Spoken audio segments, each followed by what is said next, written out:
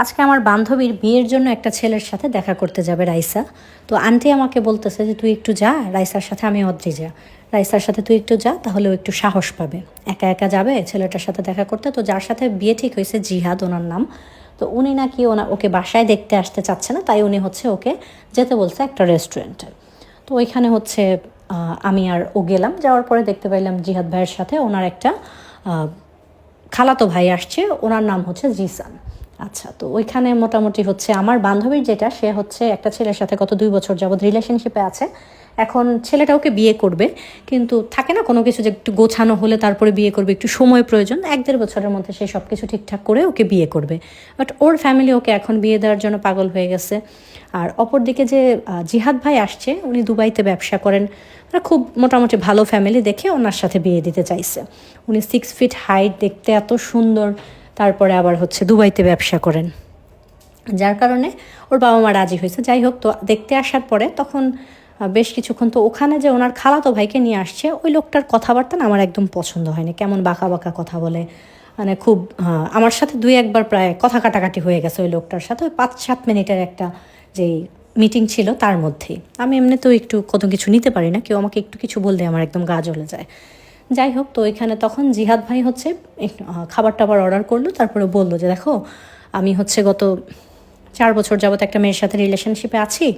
But মেয়েটা যেহেতু Indian, যার কারণে আমার বাবা মায়ের রিলেশনটা মানতে চাচ্ছে না, এবং তাদের চোখে তুমি ভীষণ সুন্দরী, এবং তোমাকে দেখলে আমি হয়তোবা তোমাকে রিজেক্ট করতে পারবো না।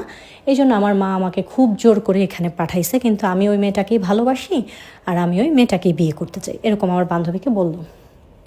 বলার পর আমার বান্ধবীও এখানে আসছিল ওনাকে এটা জানাইতে যে অন্য কাউকে ভালোবাসে।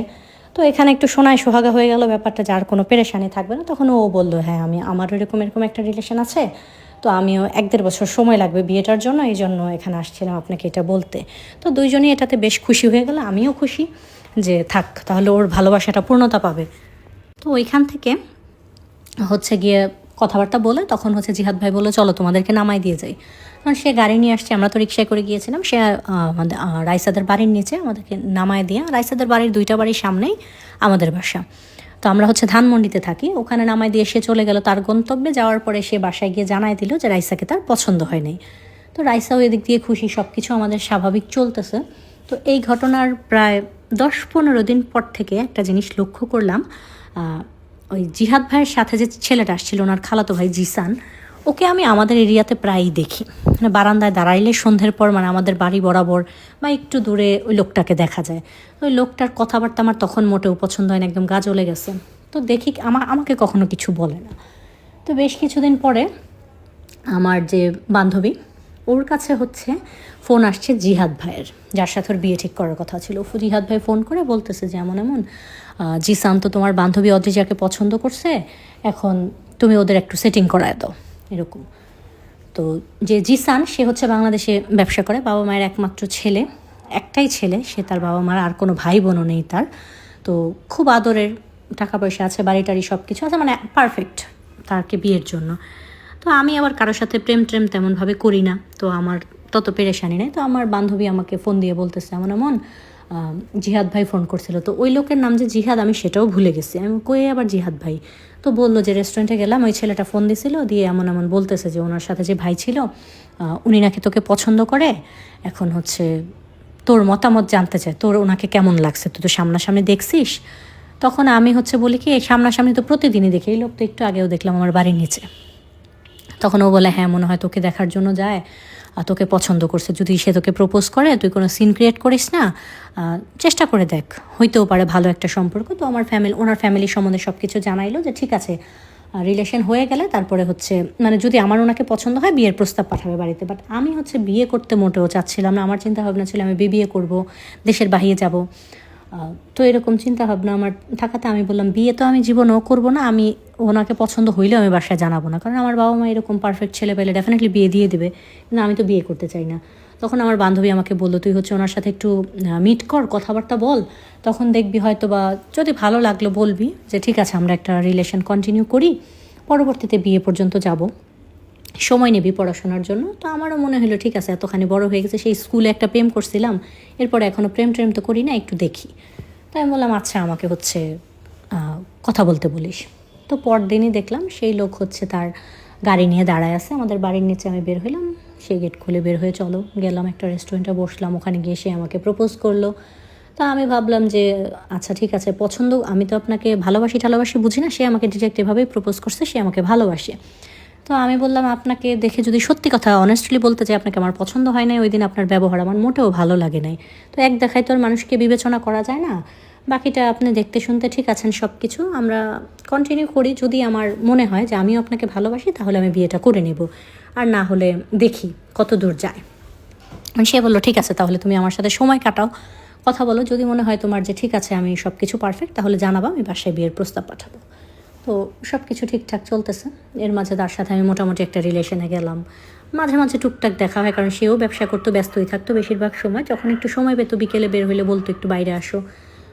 বেশিরভাগ আমি আর আমার বান্ধবী রাইসা দুজনেই ওনার সাথে যাইতাম দেখা টেকা করতে। মাঝে মাঝে ওই রেস্টুরেন্টে একটু বসা, কথা বলে, এতটুকুই। আর ফোনের মাঝে মাঝে কথা বলতাম, রাত্রে একটু কথা বলতাম।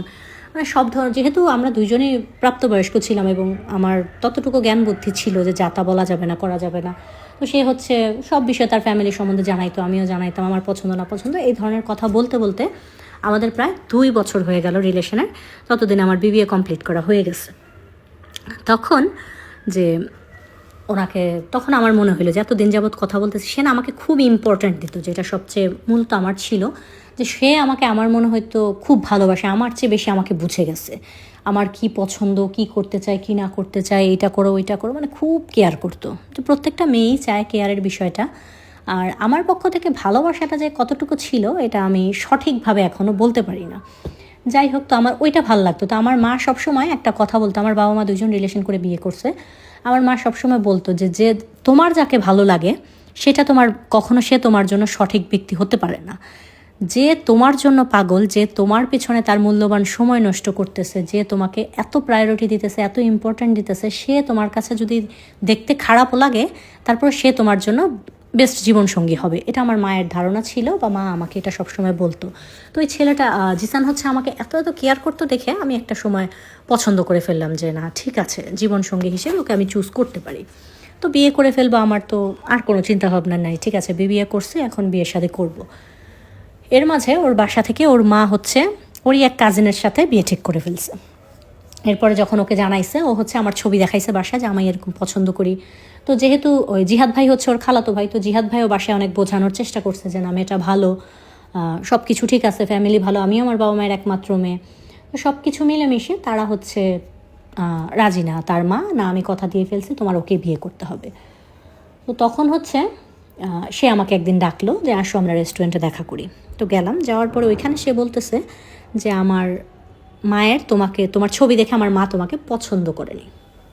তো আমি যে বললাম একটু রাগী স্বভাবের, আমি খুব মানে চটপট করে কথা বলে দিই, আছে না যে উচিত কথা বলা যেটাকে বলে, আমি কোনো কিছু যে খুব মানে ভালো সেজে থাকতে পারি না। তো আমি বললাম কি, আমি কি আপনার মায়ের সাথে সংসার করব?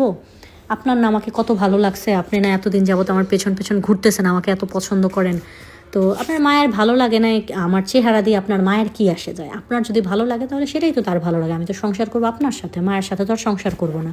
আপনার যদি আমাকে ভালো লাগে তাহলে মার এখানে রিজেক্ট করার কি আছে?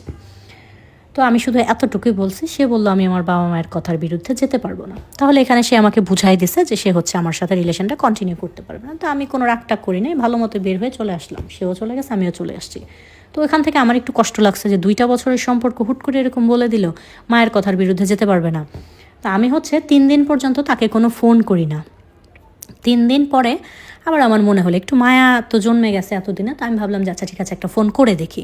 3 দিন পর যখন তাকে আমি ফোন করলাম, দেখলাম সে আমাকে ব্লক করে রাখছে, যেটা আমার জন্য খুবই অপমানজনক ছিল। কথা নেই বার্তা নেই, আমি আবার কি করলাম, সম্পর্ক ভাঙলো সেই আবার আমাকে ব্লক করে দিল। আচ্ছা ঠিক আছে, ব্লক করছে তো আমার হয়তো বা অনেক বেশি গভীর ভালো, আমিও তাকে কখনো বাসি নাই, বাট ভালো লাগতো। যাই হোক, তো কিছুদিন খুব মন খারাপ লাগতো যে একটু কথা বলছে, একটু অভ্যেস হয়ে গেছে না, প্রায় 10-15 দিন এভাবেই চলতেছে। তো সে আমাকে হচ্ছে হোয়াটসঅ্যাপে ব্লক করছে, বাট ফেসবুকে কিন্তু আমাদের ছিল, মানে ফেসবুকে যে অ্যাড ছিল ওইটা সে আমাকে ব্লক করেনি। আর আমাদের মেসেঞ্জারে খুব কম কথা হতো, বেশিরভাগ আমরা হোয়াটসঅ্যাপে কথা বলতাম। তো মেসেঞ্জারে আমার সাথে তখন জিহাদ ভাইয়ের সাথে, আমার সাথে, আমার বান্ধবীর সাথে, মোটামুটি যেহেতু তার সাথে আমার 2 বছরের রিলেশন, মাঝে মাঝে জিহাদ ভাইয়ের সাথে আমার টুকটাক হাই হ্যালো কথা হয়, ওইরকমভাবে কোনো কথা না, কেমন আছো, কী চলতেছে। জিহাদ ভাইয়ের সাথে হচ্ছে জিসানকে নিয়েই কথাবার্তা হয়। যাই হোক, তো তখন 1 মাস পরে, প্রায় 1 মাস 2-4-5 দিন হবে এরকম পরে আমি দেখলাম জিসান হচ্ছে ওর ফেসবুকে ওর ওয়াইফকে নিয়ে ছবি পোস্ট করছে ওর বিয়ের। এটা দেখার পরে আমার না মানে এত কষ্ট লাগলো, যে কষ্টটা আসলে লাগার কথা না। তো আমি মানে বেশি কিছু বলি না, কমেন্ট বক্সে গিয়ে বললাম যে এখানে ব্লক করার কি আছে, সরাসরি বলে দিতা যে তুমি বিয়ে করতেছো, একটা কার্ড পাঠাইতা, আমিও গিয়ে তোমার বিয়ের কাচ্চিটা খেয়ে আসতাম, একটা গিফট দিয়ে আসতাম তোমার বউকে। তো আমাকে ব্লক করে গিয়ে বিয়ে করার কি হলো, আমি ইচ্ছে করে লিখছি। তো এটা আবার হচ্ছে নতুন নতুন বিয়ে হয়েছে, তো বউ আবার এটা দেখে ফেলছে। এখন বউ দেখে তো বাসায় তাণ্ডব চালাইতেছে, হ্যাঁ তোমার প্রেম ছিল কার সাথে, হ্যান ত্যান, বউ তার সাথে পুরো ঝগড়া। তখন সে ব্লক খুলে আমাকে ফোন দিছে, আমি আর ফোন রিসিভ করিনি, আমি আবার তাকে ব্লক করে দিছি। মেসেঞ্জারে ফোন দিয়ে যাচ্ছে, আমি কেটে দিচ্ছি বারবার। এরপরে জিহাদ ভাই আমাকে ফোন দিছে, ফোন দিয়ে বলতেছে এটা কি ঠিক হইলো অদ্রিজা, তুমি এরকম কেন করলা, এরকম ওপেনলি কমেন্ট বক্সে গিয়ে বললা এগুলো, ওর বউ তো এগুলো জানতো না, মেয়েটা খামাখা ওর বিবাহিত সংসারে তুমি কেন ঝামেলা করতেছো। ও আমার কাছে কান্নাকাটি করে বলতেছে ভাই দেখো এরকম করতেছে। তখন আমি তাকে কিছু কথা শোনাইলাম যে ভাই এরকম রিলেশনের শুরুটা থেকে তো সব কিছু আপনি জানেন, সব কিছুতে সম্পূর্ণ অ্যাফোর্ড ওর ছিল, আমি এই সম্পর্কেই কখনো যাইতাম না। গেছি যে ঠিক আছে যদি বিয়ে পর্যন্ত গড়ায় তাহলে যাব। সেখান থেকে আজকে এসে আমাকে হচ্ছে সে একবার বলার প্রয়োজন বোধ করে নাই যে ঠিক আছে আমি বিয়ে করে ফেলতেছি, ঠিক আছে সে তার পরিবারের কাছে ছিল, পরিবারের বাইরে যেতে পারবে না, সেটা সে আমাকে জানাইতে তো পারতো। কথা নাই বার্তা নেই, সে আমাকে ব্লক করে দিয়ে বিয়ে করে ফেলছে। এখানে আপনি কি মনে করেন না তারও দোষ আছে? কারণ সে বললো হ্যাঁ তার তো দোষ অবশ্যই আছে। তো ওই জায়গা থেকে তারপরে জিসানের সাথে আমি আর কথাবার্তা বলিনি, ওই দিন থেকে ওকে ব্লক করে রাখছি সব জায়গা থেকে। ফেসবুকে ছিল মানে হোয়াটসঅ্যাপের সব ব্লক করা। এরপর থেকে ওই যে আমার বান্ধবী এর মাঝে হচ্ছে ও বিয়ে করে ফেলছে, ও যার সাথে রিলেশন করতো তার সাথে পালায় গিয়ে বিয়ে করে ফেলছে। আন্টিটা মেনে নিছে, ও খুব ভালো আছে, ওর শ্বশুরবাড়িতে এখন খুবই ভালো আছে। তো ওর সাথে আমার যাওয়া আসা মানে একই এরিয়াতে থাকা, তো যাওয়া আসা সব কিছু সুন্দর চলতেছে, জীবনের মতো। এর মাঝে এখন হচ্ছে জিহাদ ভাই মাঝে মাঝে আমাকে ফোন করে, এটা ওইটা বলে। তখন কথা বলতে বলতে জানতে পারলাম তার যে রিলেশনটা ছিল ওই মেয়েটাও তাকে ছেড়ে চলে গেছে, তার যে ভালো একটু ব্যবসায়ী বা হচ্ছে টাকা পয়সাওয়ালা অন্য একটা লোকের সাথে রিলেশনে চলে গেছে, ওনার সাথে ব্রেকআপ করে ফেলছে। সেটা নিয়ে সেও খুব ডিপ্রেস ছিল, বেশ কিছুদিন কান্নাকাটি করছে। তো ওইটা নিয়ে, তার রিলেশনটা নিয়ে সে আমার সাথে কথা বলতো, আমি জিসানকে নিয়ে 2-1টা কথা বলতাম। যে এরকম একটু একটু কথা বলতে বলতে আমাদের প্রায় 5 মাস হয়ে গেল দুইজনের একটু একটু কথা বলা। তখন হচ্ছে উনি আমাকে বলতেছে যে আমি তো এখন দেশে আসবো, ভাবতেছিলাম বিয়ে শাদী করবো, তোমার বিয়ে শাদী নিয়ে কী চিন্তা ভাবনা? তখন আমি বললাম আমার তো বিয়ে শাদী নিয়ে তেমন চিন্তা ভাবনা নাই, আমি আইএল টেস্টটা করে আমি হচ্ছে দেশের বাইরে যাব, মা বাবাকে যদি কনভিন্স করতে পারি। আপাতত আইএল টেস্ট করতেছি, আর কোনো এরকম চিন্তা ভাবনা নাই, বাকিটা হচ্ছে দেখি ভাগ্যে কী আছে, কোন দিকে যায়, সব কিছু তো আমরা বলে দিতে পারি না। তখন এভাবে বললাম, বলার প্রায় 1-1.5 মাস পরে সে বাংলাদেশে আসছে। বাংলাদেশে এসে তখন সে হচ্ছে আমার বান্ধবীকে বলছে তুমি হচ্ছে ওকে একটু নিয়ে আসো, একটা রেস্টুরেন্টের ঠিকানা দিছে যে ওখানে আসো আমরা একটু কথা বলি। গেলাম, আমার বান্ধবী, আমি, ওর হাজব্যান্ড, আমরা 4 জন গেলাম। যাওয়ার পরে ওখানে হচ্ছে জিহাদ ভাই আমাকে সবার সামনে প্রপোজ করলো যে আমি তোমাকে খুব পছন্দ করি। কেন পছন্দ করি সেটা বলতে পারি না, চেহারা তো আমার ওই দিনে আমি তোমাকে দেখছি ঠিক মতো সেটাও আমার মনে নেই, ফেসবুকে তোমার 2-1টা ছবি দেখা হয়, বাট কেন জানি না আমার এখন মনে হয় যে মনে হয় আমার জীবনটা তোমার সাথে কাটাইতে পারবো, মনে হয় তুমি আমার টাইপের। তো আমি তখন সাথে সাথে ওনাকে রিজেক্ট করে দিছি যে আপনি এই 3-4 মাস আমার সাথে 2-4-5 মিনিট করে কথা বলে আপনি কিভাবে ডিসাইড করে ফেললেন যে আপনি পুরো জীবন আমার সাথে কাটাইতে পারবেন? আমি এখানে তো কিভাবে আপনাকে আমি অ্যাকসেপ্ট করে নিব যে হুটহাট করে একটা কথা বললেন? তখন সে বললো মনে করো আমাদের অ্যারেঞ্জ ম্যারেজ হইতেছে, আমি বাসায় বিয়ের প্রস্তাব পাঠাবো, এখন তুমি আর না করো না। তখন আমি বললাম যে আপনি সবই জানেন যে আমার দেশের বাইরে পড়তে যাওয়ার কথা, সব কিছু এটা ওইটা। তখন সে বলতেছে যে এটা সব কিছু আমি দেখবো, তোমার প্রত্যেকটা স্বপ্ন আমি হাতে ধরে পূরণ করব, তুমি জাস্ট রাজি হয়ে যাও বিয়েটা করার জন্য। আমিও ক্লান্ত হয়ে গেছি প্রেম রিলেশন করতে করতে, আর তোমার প্রতি সেই ফিলটা আসে যে তোমাকে বিয়ে করা যায়। ঠিক আছে, তখন হচ্ছে সব কিছু আমিও চিন্তা ভাবনা করলাম। আমি বললাম আমি একটু ভেবে দেখি, আমি হুটহাট কোনো ডিসিশন নিতে পারবো না। তারপরে শুরু হয়ে গেল আমার বান্ধবীর আমাকে বোঝানো, সে তো আমি তো প্রথম দিন যখন জিহাদ ভাইকে দেখতে গেছি তখন কিন্তু মোটামুটি একটা ক্রাশ যেটাকে বলে ওনার উপরে আমি ক্রাশ খেয়েছি। আর এত সুন্দর দেখতে।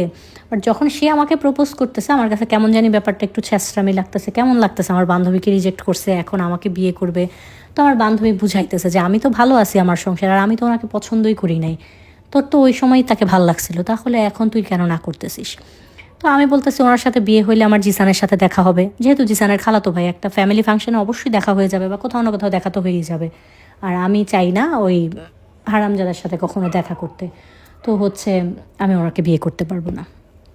তো অনেক কনভিন্স করতে করতে একদিন হচ্ছে উনি না বলে কয়ে আমার বান্ধবী ওনার মাকে নিয়ে আমাদের বাসায় চলে আসার পরে হচ্ছে আমাকে দেখলো। এমনিতে আমি বাসায় মানে শুয়েছিলাম উপর হয়ে, কর্নিং বেল বাজছে, মা গেট খুলে দিছে, আমি উঠে গেছি।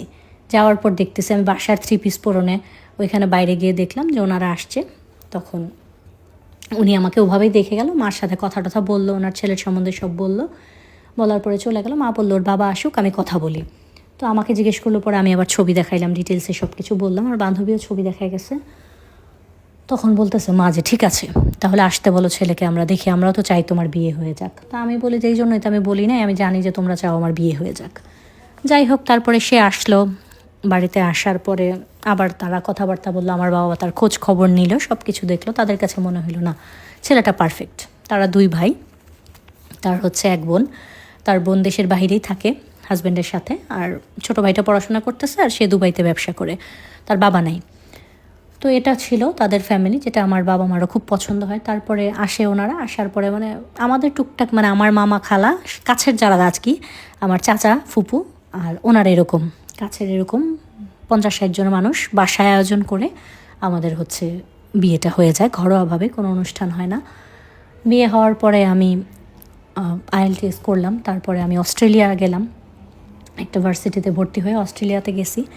যাওয়ার পরে আমি অস্ট্রেলিয়াতে থাকি, সে দুবাইতে থাকে। বিয়ে হয়ে গেছে আমাদের। তো বিয়ে যেদিন আমার হইলো ওই দিন হচ্ছে আমার বাবা মা তাকে, অবশ্যই কাবিন টাবিন হয়ে গেছে, এমনিতে কলমা পড়েও বিয়ে হয়েছে, আমাদের বাসায় থাকার জন্য বলতেছিল। তখন সে আমাকে হচ্ছে আমার রুমে আসে, আসার পরে বারান্দায় যায়, বারান্দায় যাওয়ার পরে সে আমাকে একটা কথা বলে যে দেখো ঠিক আছে আমাদের বিয়ে হয়ে গেছে, ঠিক আছে, ভালোবাসাটা যেহেতু এখন অবধি দুজনের প্রতি সৃষ্টি হয় নাই, আমি আমার দায়িত্বের জায়গাটা তোমার প্রতি ঠিকঠাক রাখি, আর তুমি তোমার স্বপ্নগুলো পূরণ করো, যখন মনে হবে তোমার লাইফে আমাকে প্রয়োজন, এখন তুমি আমাকে ভালোবেসে কাছে চাইছো, তখন তুমি আমাকে জাস্ট একবার ডাকবা, আমি চলে আসবো। এই কথাটাই ছিল ওনাকে ভালোবাসার জন্য যথেষ্ট। আর একটা কথা ইসলাম ধর্মে আমাদের প্রচলিত আছে যে কবুল বলার পর অটোমেটিকলি একটা টান চলে আসে হাজব্যান্ডের প্রতি, তো হয়তো এটাই ছিল। তারপর থেকে তো পড়াশোনার সব ধরনের সব স্বপ্ন সে আমার পূরণ করলো, সব কিছু ঠিকঠাক মতো চলছিল। এরপরে প্রায় 2-3 বছর চলে গেল, আমি আমার অস্ট্রেলিয়ায় পড়াশোনা করলাম। পরে সে আমাকে জিজ্ঞেস করলো আমি কি ওখানে চাকরি বাকরি করতে চাই কিনা বা ওখানে থাকতে চাই কিনা, নাকি আমি চলে আসবো বাংলাদেশে, না তার কাছে দুবাই গিয়ে থাকতে চাই। তো প্রথমে তো আমি বাংলাদেশে আসছি, আসার পরে কেমনভাবে তাকে দেখলাম যে না, তাকে আমি মিস করতেছি, আমি তার সাথে থাকতে চাই। এর মাঝে সে বাংলাদেশে এসে গেছে, অস্ট্রেলিয়া গিয়ে সে আমার সাথে দেখা করে আসছে, তো সব কিছু ঠিকঠাক চললো। তো আমাদের বিয়ের 3 বছর পরে সে আমাকে হচ্ছে এসে দুবাই নিয়ে গেল তার কাছে। এখন আমি তার সাথে দুবাইতেই থাকি। আমার এখানেই হচ্ছে, আমার এখনও বাচ্চা কাচ্চা হয় নাই। তো এটাই ছিল আমার ভালোবাসার গল্পটা। বান্ধবীর বিয়ে করাতে গিয়ে আজকে বান্ধবীর সেই হবু বরের সাথে আমার বিয়ে হয়ে গেছে। তো মোটামুটি তো আমার কাছে ভালোই লেগেছে লাভ স্টোরিটা। আপনাদের কেমন লাগলো সেটা জানাবেন, লাইক কমেন্ট করবেন। আর যারা উপন্যাস শুনতে পছন্দ করেন তারা অবশ্যই আমার ইউটিউব চ্যানেলে গিয়ে অনেক সুন্দর রোম্যান্টিক উপন্যাস আছে, সেটা শুনতে পারেন, এবং আপনাদের যদি ভালো লাগে তাহলে ইউটিউব চ্যানেলটা সাবস্ক্রাইব করতে পারেন। তো সবাই ভালো থাকবেন, সুস্থ থাকবেন, আল্লাহ হাফেজ, শুভরাত্রি।